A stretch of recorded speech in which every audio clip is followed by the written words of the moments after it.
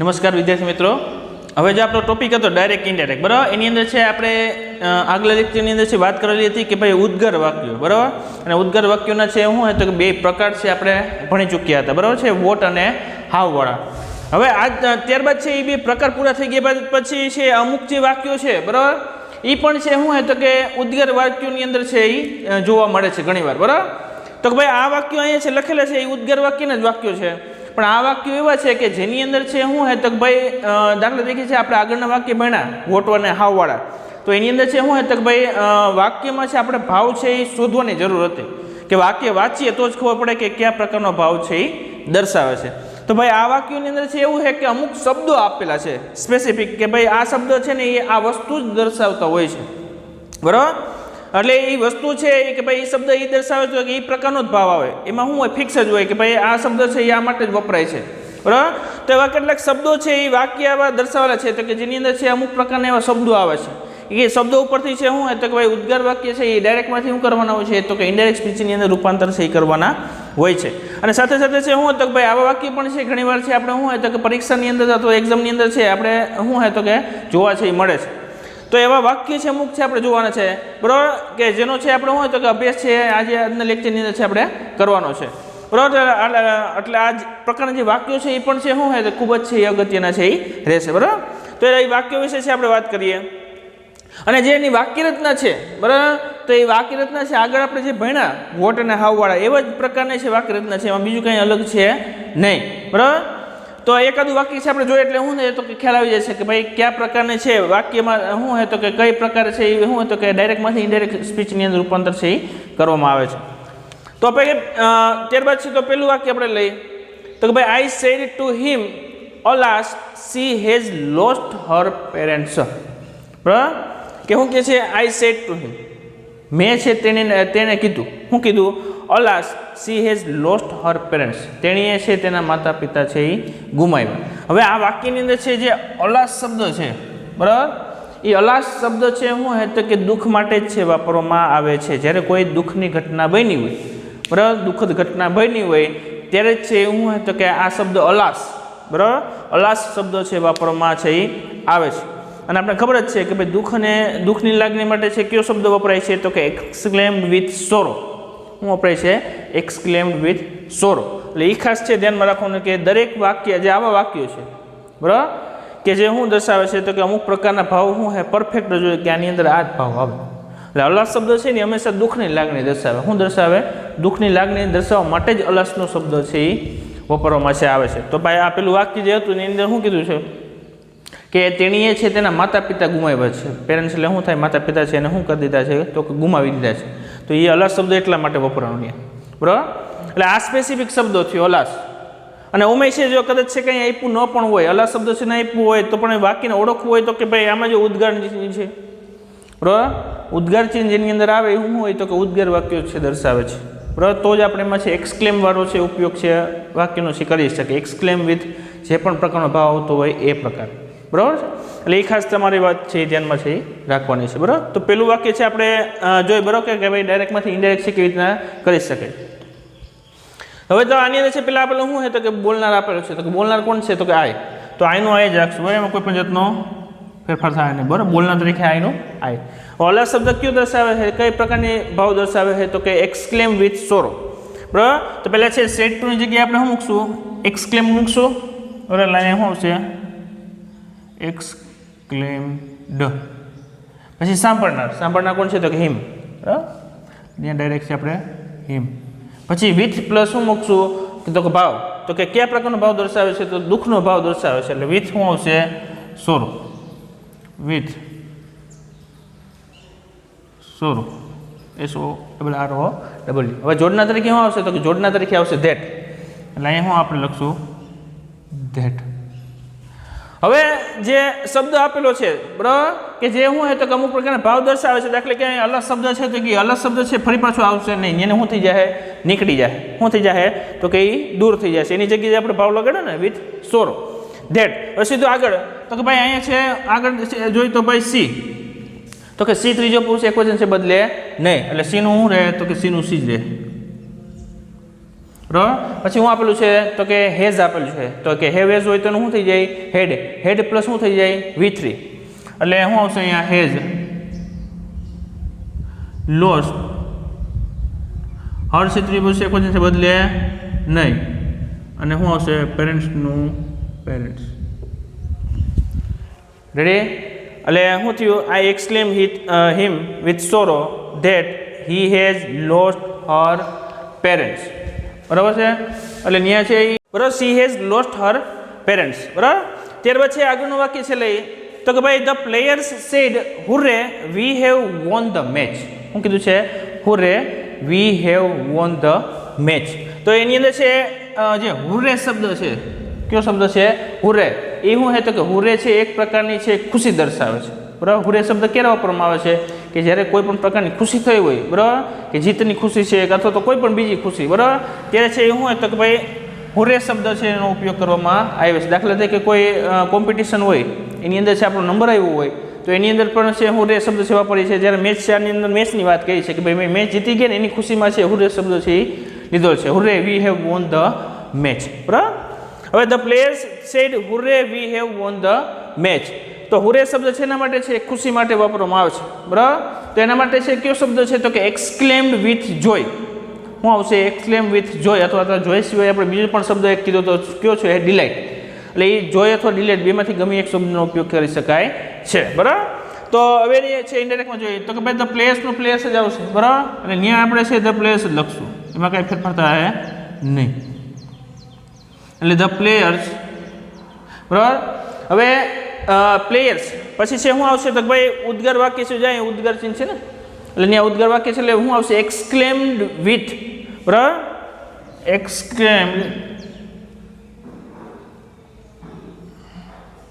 તો આની અંદર છે સાંભળનાર નથી આપેલો શું નથી આપેલું સાંભળનાર છે નથી આપેલો ખાલી માત્ર માત્ર શું આપેલું છે બોલનાર આપેલું છે ધ પ્લેયર્સ એક્સક્લેમ બરાબર।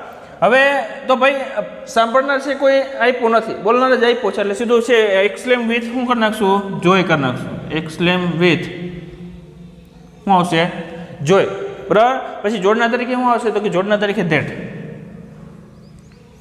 જોડના તરીકે શું આવશે ધેટ પછી છે આપેલું છે વી શું આપેલું છે વી હવે વી છે એ કોના પ્રમાણ બદલે વી કોના પ્રમાણ બદલે તો કે વી છે એ બોલનાર પ્રમાણ બદલે બરાબર આઈ ને વી છે બોલનાર પ્રમાણ બદલે બરાબર। તો અહીંયા બોલનાર કોણ છે તો પ્લેયર્સ છે જાજા બધા ખેલાડીઓ છે બરાબર તો એનું શું થઈ જાય તો કે વીનું થઈ જાય ધ્યેય શું થઈ જાય ધ્યેય બરાબર।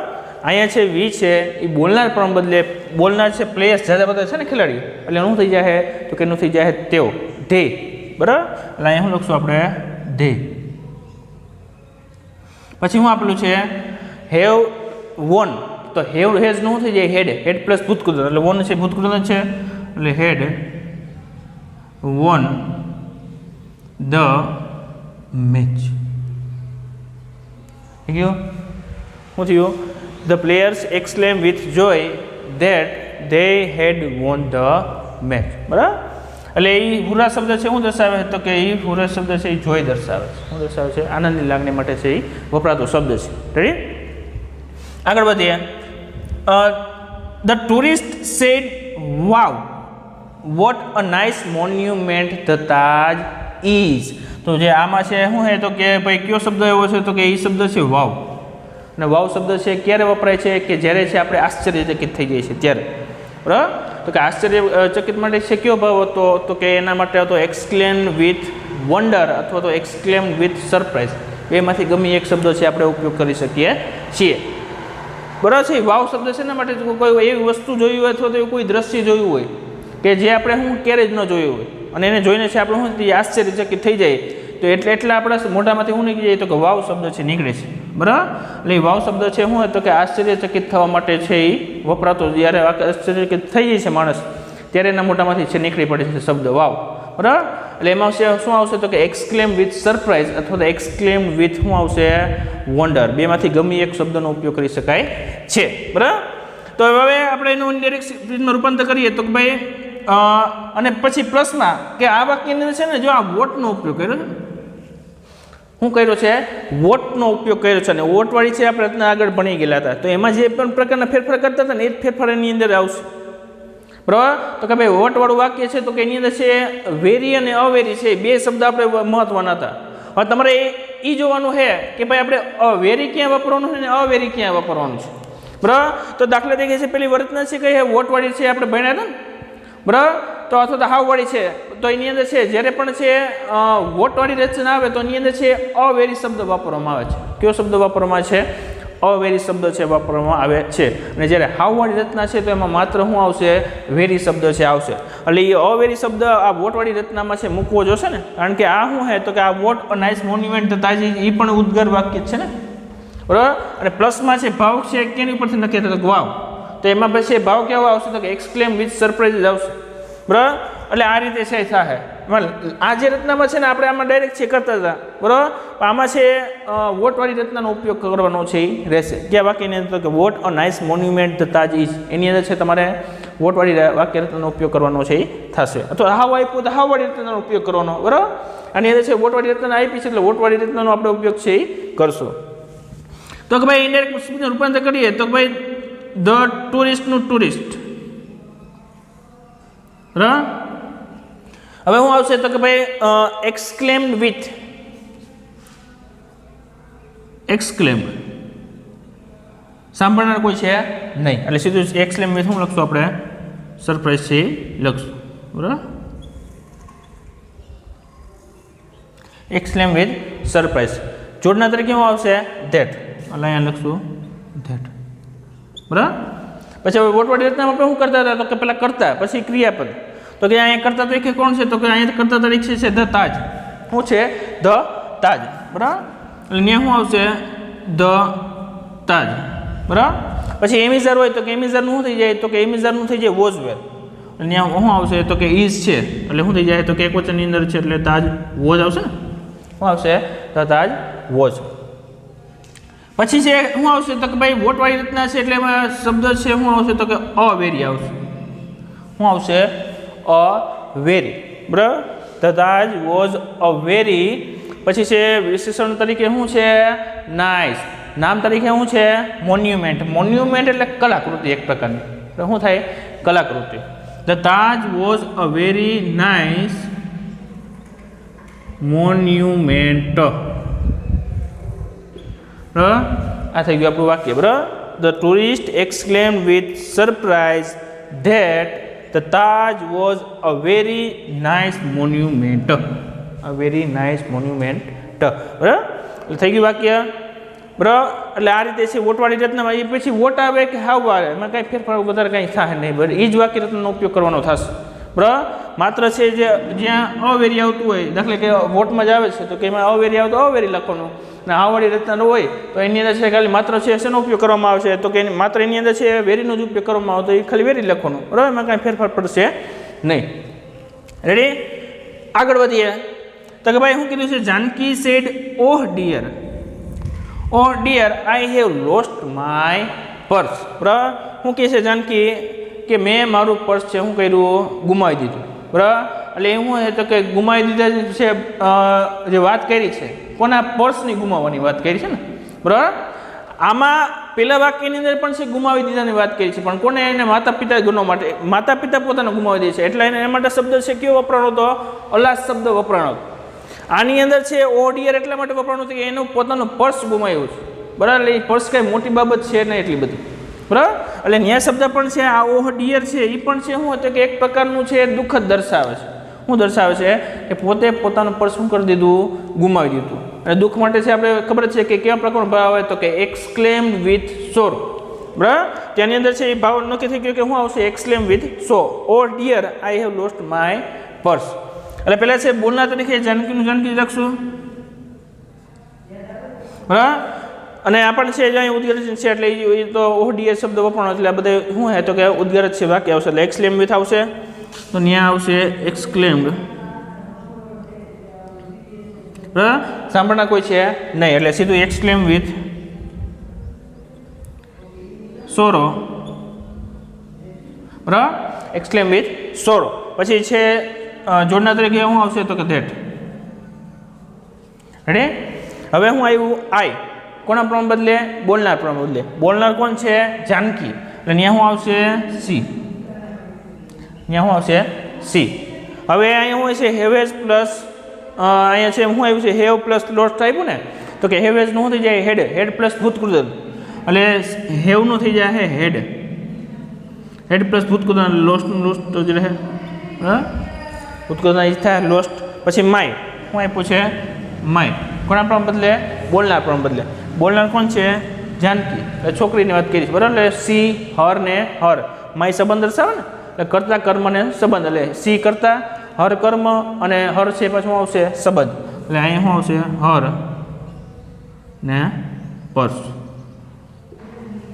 થઈ ગયું. Janaki exclaim with sorrow that she had lost her purse.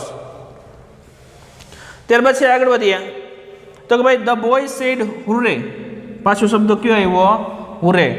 I have, આ શું દર્શાવે છે હેવ દર્શાવે છે બરાબર, અહીં વી કર્યું છે ને પણ આ શું દર્શાવે છે હેવ દર્શાવે છે. I have won the first price, મેં મારું પ્રથમ છે પ્રાઇઝ છે શું થઈ ગયું તો કે જીતું બરાબર. I have won the first price, મેં પ્રથમ ઇનામ જીતું એમ બરાબર. તો અહીંયા શું છે હુરા શબ્દ પણ શું કયો દર્શાવે છે ભાવ છે ખુશીનો ભાવ દર્શાવે છે, એટલે અહીંયા પણ છે અહીં હું લખ્યું હતું કે ખુશીના ભાવ માટે એક્સક્લેમ વિથ જોઈ લખ્યું, તો અહીં પણ એ જ શબ્દ એ જ ભાવ છે આવશે બરાબર, એમાં કોઈ પણ પ્રકારનો ફેરફાર પડશે નહીં. અહીં શું લખશું આપણે ધ બોય સેડની જગ્યાએ શું લખશું એક્સક્લેમ્ડ, એક્સક્લેમ્ડ વિથ શું આવશે જોય, એક્સક્લેમ્ડ વિથ જોય, જોડના તરીકે શું આવશે ધેટ. એટલે આ હુરે શબ્દ તો નીકળી જાય પછી સીધું આવ્યું આઈ, કોના પ્રમાણ બદલે બોલનાર પ્રમાણ બદલે, બોલનાર અહીંયા કોણ છે ધ બોય, એટલે શું થાય છોકરો એટલે હી થાય, અહીંયા આવશે હી. પછી હેવ પ્લસ છે V3 આપેલું છે વોન, એટલે હેવ એઝનું શું થઈ જાય હેડ, હેડ પ્લસ ભૂતકૃદંત બરાબર, એટલે અહીંયા હેવનું છે થઈ જાય હેડ, હેડ પ્લસ ભૂતકૃદંત, એટલે ભૂતકૃદંત છે વોન, એટલે વોનનું વોન જ રહે, અને છે શું રહ્યું તો બાકી ધ ફર્સ્ટ પ્રાઇઝ, એટલે અહીંયા માત્ર શું આવશે the first prize. Ready. The boy exclaim with joy that he had won the first prize. થઈ ગયું વાક્ય. આગળ વધીએ. Alas my friend has died said Nimesh બરાબર, નિમેશને પણ શું થાય નિમેશ. શું કીધું છે alas my friend has died said Nimesh. હવે ત્યાં શું કર્યું છે તો કે આપણે વાક્ય જે હતું ઉદ્ગાર વાક્યને શું લઈ લીધું આગળ લઈ લીધું છે, અને જે કરતા હતો એટલે જે બોલનાર હતો એને શું કરી નાખ્યું છે પાછળ ધકેલી લીધું છે, તો એમાં કાંઈ ફેરફાર પડશે નહીં. એ જે વાહે બોલનાર છે બરાબર એને શું કરવાનું આગળ લઈ લેવાનું છે, અને વાક્યના ભાવ પ્રમાણે છે શું તો કે ભાઈ એક્સક્લેમ વિથ જે પણ આવતું એની અંદર છે મૂકવાનું રહેશે. અહીંયા શું કીધું છે અલ્લાહ શબ્દ વાપરો છે બરાબર, એ શબ્દ અહીંયા પણ આપણે વાપરેલો હતો શેના માટે દુઃખ માટે, કોઈ વ્યક્તિને છે ગુમાવી દીધાની બાબતમાં. તો આમાં પણ શું કહે છે નિમેશ શું કહે છે કે માય ફ્રેન્ડ હેઝ ડાઈડ, મારો મિત્ર શું થઈ ગયો તો મૃત્યુ છે એ પામ્યો છે. તો અલ્લાહ શબ્દ એમાં પણ છે શું દર્શાવ્યું છે દુઃખ દર્શાવેલું છે ને બરાબર, દુઃખ કે દિલગીરી માટે કયો હતો તો કે એક્સક્લેમ વિથ સોરો, એટલે એ જ છે આપણે વાપરવાનું રહેશે. તો કે આ જે બોલનાર છે એને શું કરી લેવું તો કે આપણે આગળ લઈ લેવું, એટલે નિમેશ અહીંયા આવશે બરાબર નિમેશ. પછી સેટની જગ્યાએ શું લખશું તો કે એક્સક્લેમ્ડ, શું લખશું એક્સક્લેમ્ડ. એક્સક્લેમ વિથ કયો ભાવ આવશે ગુમાવી દીધો છે એટલે એક્સક્લેમ વિથ સોરો, એક્સક્લેમ વિથ શું આવશે સોરો બરાબર, જોડના તરીકે ધેટ બરાબર, જોડના તરીકે શું આવશે ધેટ. એટલે નિમેશ એક્સક્લેમ વિથ સોરો સાંભળના કોઈ છે નહીં બરાબર, Nimesh exclaim with sorrow that. પછી અલગ શબ્દ તો નીકળી જાય. પછી હું આવી સુધી માય, કોના પ્રમાણ બદલે બોલનાર પ્રમાણ બદલે, બોલનાર કોણ છે અહીંયા નિમેશ, એટલે છોકરો થયો એટલે હી હિમ અને શું આવશે હિઝ, કર્તા કર્મ અને સંબંધ, માય સંબંધ દર્શાવે ને, આ માય છે શું દર્શાવે સંબંધ, એટલે હવે બોલનાર પ્રમાણ બદલે તો બોલનાર નિમેશ જ છે, છોકરો થયો એટલે કર્તા તરીકે શું થયો હી, કર્મ તરીકે હિમ અને સંબંધ તરીકે શું થયો તો કે હિઝ, એટલે અહીંયા શું આવશે હી હિમ ને હિઝ, એટલે હિઝ ફ્રેન્ડ, હિઝ ફ્રેન્ડ. પછી હેવ એઝ નું થઈ જાય તો હેડ, હેડ પ્લસ ભૂતકૃત એટલે હેડ ડેડ બરાબર, મૃત્યુ છે એ પામ્યું. થઈ ગયું વાક્ય Nimesh exclaim with sorrow that his friend had died બરાબર. એટલે આ જે ઉદ્ગાર વાક્યો છે બરાબર, આ જે ઉદ્ગાર વાક્યો છે એ ઉદ્ગાર વાક્યો છે જેમ આગળ છે આપણે ભણ્યા વોટ અને હાવ બરાબર, એ તો છે જ.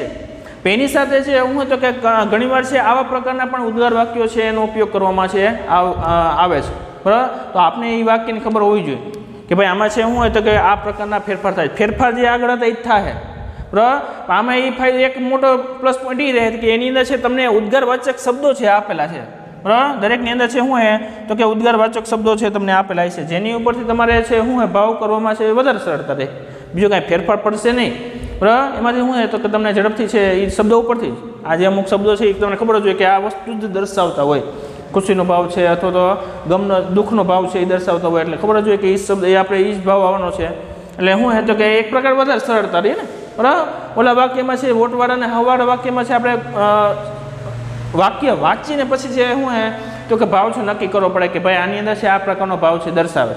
આમાં છે શું તો તમને ડાયરેક્ટ છે એ આપી દીધેલા હોય છે, બરાબર. એટલે એમાં કંઈ છે બાકી રચનાને જે આપણે આગળ ગોઠવતા હતા એ જ વાક્ય રચના છે શું હોય તો કે આની અંદર છે ગોઠવણ રહેશે, કાંઈ બીજું કાંઈ એમાં બીજું કાંઈ ફેરફાર પડશે નહીં, બરાબર. એટલે આ છે જે વાક્યો છે તો કે આ વાક્યો છે એ શું હોય તો કે ભાઈ ઉદ્ગાર જે વાક્યો ભણ્યા હતા એની અંદર છે આનો છે સમાવેશ છે થશે, બરાબર. એટલે હવે છે આજના લેક્ચરની અંદર છે શું તો કે ઉદ્ગાર વાક્ય છે અહીંયા પૂર્ણ થાય છે. વોટવાળા, હાવવાળા અને પ્લસમાં જે આ ઉદ્ગારવાચક શબ્દોવાળા જે વાક્યો છે એ પણ છે શું હોય તો કે ઉદ્ગાર વાક્યોની અંદર છે શું થાય તો કે સમાવેશ છે થાય છે, બરાબર. એટલે આજના લેક્ચરની અંદર છે શું હોય તો કે અહીંયા આપણો ઉદ્ગાર વાક્યનો જે પોઈન્ટ હતો, બરાબર, એ અહીંયા છે પૂર્ણ છે થાય છે. અને રોજની જેમ છે આપણે શું હોય તો કે આ વાક્યોની પણ છે આ આપણે જેમ રોજ કહીએ છીએ એમાં નોટબુકમાં લખીને તમારે શું હે તો કે તમારી જાતે છે એને ફેરવવાનો પ્રયત્ન કરવાનો રહેશે, બરાબર. એટલે આજના લેક્ચરની અંદર છે આપણે એટલું છે એ રાખવાનું છે, બરાબર. અસ્તુ.